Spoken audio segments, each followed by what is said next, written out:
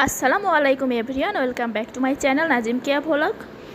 নতুন আরও একটি ডেইলি ভ্লগ নিয়ে হাজির হলাম। আশা করছি আপনাদের কাছে ভালো লাগবে। কাছে দূরে যে যেখান থেকে আজকের ভিডিওটি দেখছেন, আশা করছি সবাই অনেক ভালো আছেন, সুস্থ আছেন। আলহামদুলিল্লাহ আমরাও ভালো আছি।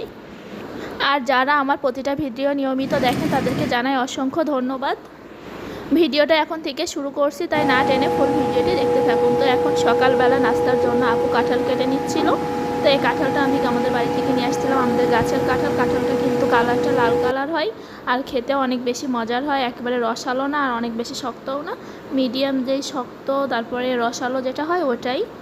এই কাঁঠালটা কিন্তু আমার কাছে অনেক পছন্দের, আর শুধু আমার কাছেই না, আজ পর্যন্ত যাকে খেতে দেখেছি সেই বলেছে কাঁঠালটা অনেক মজার, সবার কাছেই ভালো লাগে। আর এখন তো ভরপুর কাঁঠালের সিজন, এজন্য প্রচুর কাঁঠাল খাওয়া হচ্ছে। আর আপুদের বাসায় কাঁঠালও আছে, তো প্রতিদিনই কাঁঠাল উঠাই দিচ্ছে খাওয়ার জন্য। তো কাঁঠাল অত বেশি খেতে ভালো লাগছে না, কারণ অনেক বেশি গরম পড়ছে।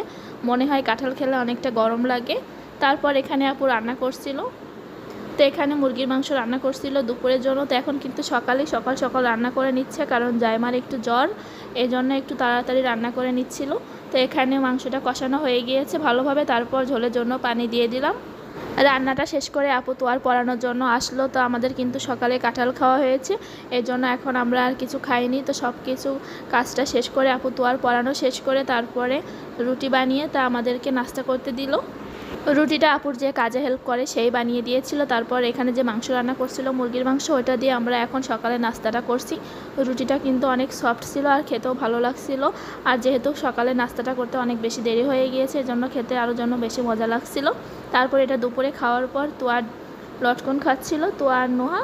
তারপর এটা কিন্তু সন্ধ্যার পর হঠাৎ আপু বলছিল ফুচকা বানাবে, সেজন্য আলু সিদ্ধ দিতে, তো এখানে আলু সিদ্ধ দিয়েছিলাম। তারপর আপু লাউ দিয়ে ডাল রান্না করবে রাতের জন্য। দুপুরে মাংস ছিল, তার সাথে কাঁঠালের বিচি ভর্তা ছিল।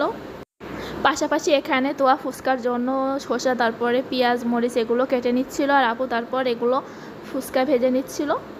রেডিমেড ফুচকাটা বাসায় রাখলে কিন্তু এভাবে মন চাইলে হুটহাট করে ভেজে খাওয়া যায়। ফুচকা বানানোটা কিন্তু খুবই ইজি। আলু সিদ্ধ করে একটু মাখিয়ে ফুচকা ভেজে নিলেই হয়ে যাবে। আর টক পানিটা রেডি করতে হবে, একটু বাসায় তেঁতুল থাকলেই হলো। তো যারা এভাবে খান তারা তো বুঝবেনই, এইভাবে খেতেও কিন্তু খুবই ভালো লাগে। তো আজকের ফুচকাটা আমাদেরটা অতটা ভালো হয়নি, তারপরেও একেবারে খারাপ ছিল না, আমার কাছে তো বাজারে থেকে ভালোই লাগছিল। তো এখানে টক পানিটার ভিতরে তোয়া লেবুর রস দিয়েছিল, এজন্য তেমন একটা খেতে বেশি মজা লাগেনি। তো এখানে তেঁতুলের গোলাটা গলিয়ে নিচ্ছিল, আর এখানে আলুটা চটকানোর সময় একটু কাঁচামরিচ দেওয়া হয়েছিল। শুকনো মরিচটা দিলে আরও বেশি ভালো হতো, তা শুকনো মরিচটা দেওয়া হয়নি ঝালের জন্য, কাঁচামরিচটাই দেওয়া হচ্ছিলো যাতে সবাই খেতে পারে, বাচ্চারা আছে যেহেতু। আজকের ভিডিওটা আর খুব বেশি বড় করব না। তো এরকম আরও ভিডিও দেখতে আমার চ্যানেলটি সাবস্ক্রাইব করে পাশেই থাকুন। ধন্যবাদ, আল্লাহ হাফেজ।